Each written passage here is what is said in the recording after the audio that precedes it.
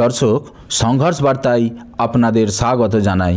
আজ খানাকুল ১ নম্বর ব্লকের ইমাম ও মুয়াজ্জিমদের সাম্মানিক ভাতার সাথে সম্পর্কিত মসজিদ এবং তাদের ব্যক্তিগত তথ্য অনলাইনে আপলোড করার সরকারি নির্দেশের বিরুদ্ধে খামারগড়ি থেকে ইমাম ও মুয়াজ্জিমদের ডেপুটেশন দিতে দেখা যায়।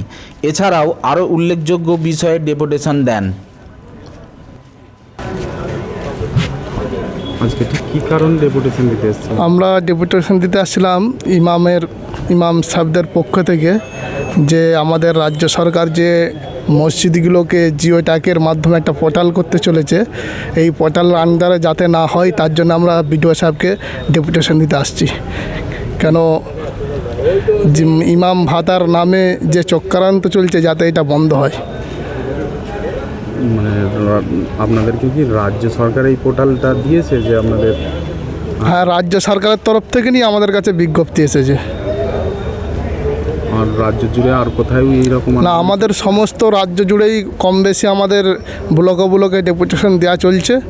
ইনশাল্লাহ আমরা যদি এতে সাকসেস না হয়, আরও বৃহত্তরম আমরা আন্দোলনের ডাক দেবো। তখন আর যে জেলা নাই, রাজ্য জুড়ে আমরা ইনশাল্লাহ আন্দোলন শুরু করব।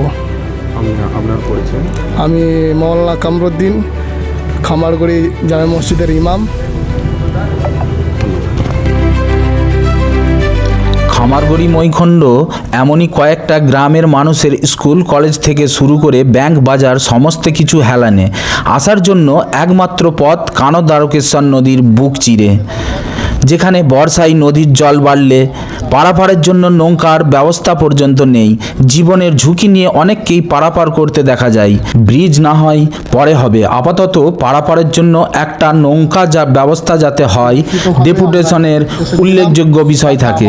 ব্যুরো রিপোর্ট, সংঘর্ষ বার্তা। আমরা কোনো সরকারকে বা কোনো কাউকেই আমরা দিতে নারাজ, কারণ আমাদের নিজস্ব মসজিদ, আমাদের নিজস্ব দানকৃত টাকার সম্পত্তি। এই জন্য আমরা ওনাকে ডেপুটেশন দিয়েছিলাম। উনি খুব সুন্দরভাবে আমাদের সাথে ব্যবহার করে এবং তার সদুত্তর দিয়েছেন। আলহামদুলিল্লাহ, উনি বলেছেন কোনোভাবেই আপনাদের কোনো ধর্মে আঘাত হবে না এবং কোনো সম্পত্তির কোনো হবে না, কোনো ডকুমেন্টসও নেওয়া হবে না।